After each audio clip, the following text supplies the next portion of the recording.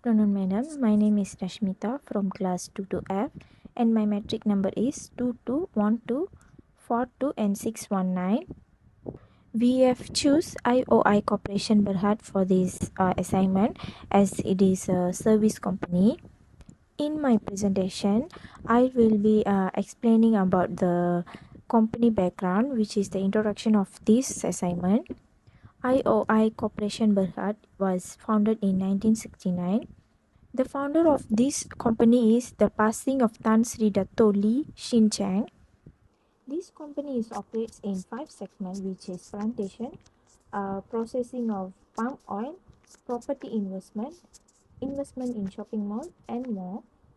Although IOI Corporation Berhad has many segments, but this company have their main activities, which is oil palm tree farming, starch, and vegetable fats and oils.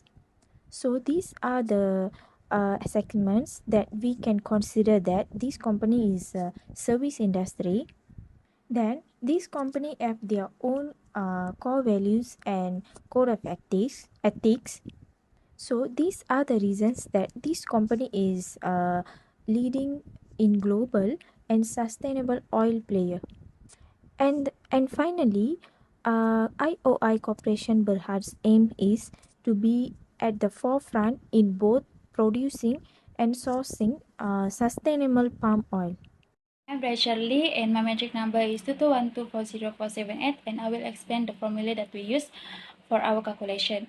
We use two different financial statements from 3 different years. First, we have the statement of financial position from the 2018, 2019 and 2020, and then we have the statement of profit and loss from the year of 2018, 2019 and 2020.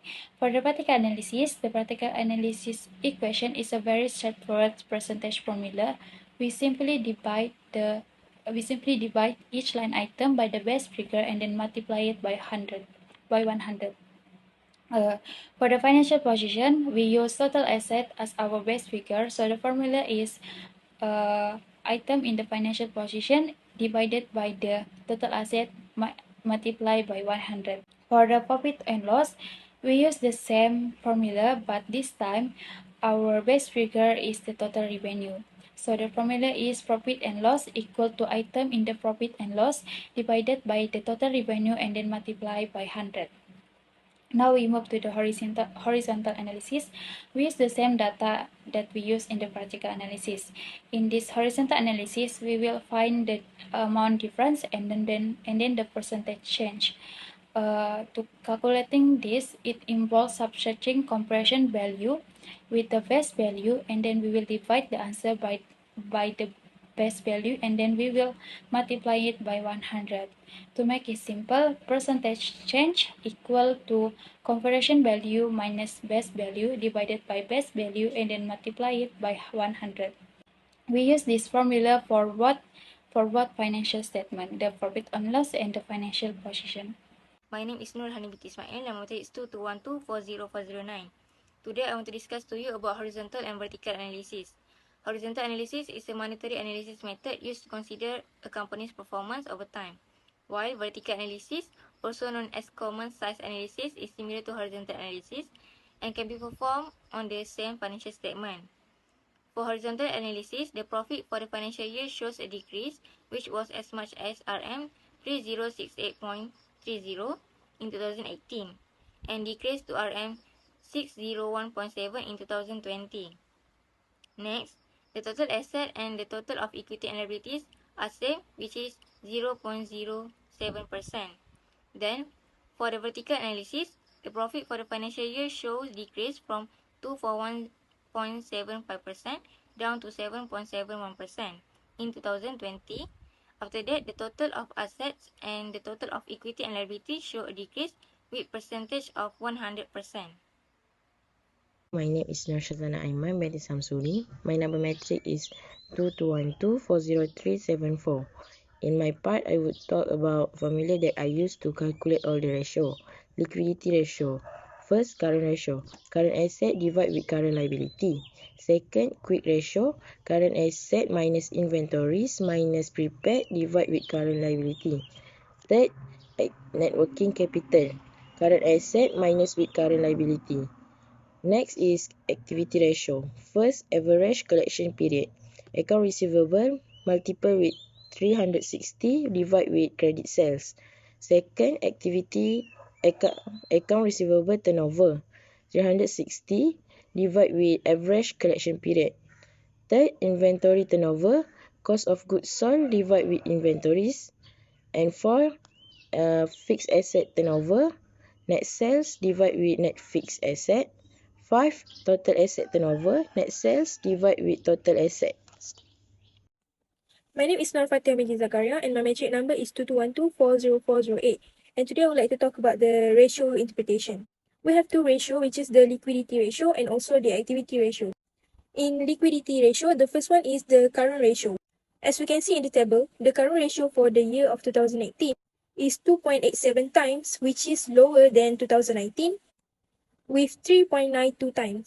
And it decreased to 2.66 times in 2020. The second one is quick ratio, and we can see that in the table, in the year of 2019 is the highest quick ratio with 3.29 times, and the lowest is from 2020 with 2.11 times. The third one is the net working capital, which show the difference between the company current asset and also current liability. And we can see in the table that the net working capital in 2019 is the highest, and in 2020 is the lowest. Moving on to the activity ratio, for the average collection period, we can see in the table that 2008 is 40 days compared to 2019 and 2020 with 38 days. And for the account receivable turnover, we can see that in 2018 is 9 times, and 2019 and 2020 is the same with 9.5. For the inventory turnover, 2019 is the highest, 7.98 times. And for the fixed asset turnover, in the year of 2018 is the highest with 0.27 times. And last but not least, for the total asset turnover, we can see that 2018 is the highest with 0.18 times compared to the other year. Assalamualaikum and very good morning, and my name is Muhammad Ibn Saini bin Saiful Azhar and my ID is 2212400350. And for recommendation, which is 5.0, although the company has managed to production revenue, but the cost of production has also increased. In the analysis, the company should make the best use of the unavailable input and raw material resources to reduce the cost of producing products and increase the assets compared to the company liability. And it's my first recommendation, and my second recommendation is about where we want to sell the product. And for me and my team, we need to focus next on domestic market. Has been if it has been successfully controlled, that market the product overseas with sufficient quantity and not excessive.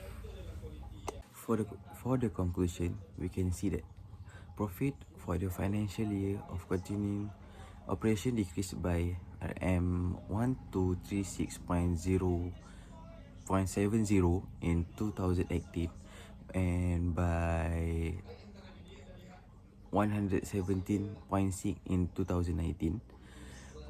The profit for the financial year shows a decrease which was as much as RM 3068.30 in 2018 and decreased to 601.7 in 2022.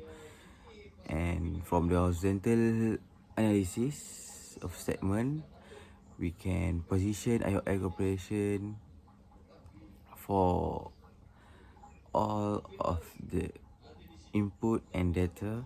It will show increasing and decrease for asset increase, and for liability it will decrease. And it shows that IOI Corporation have a good way to lead their achievement, and there was a good achievement from 2018 until 2020, and the financial is so good. So it's all from me. Thank you.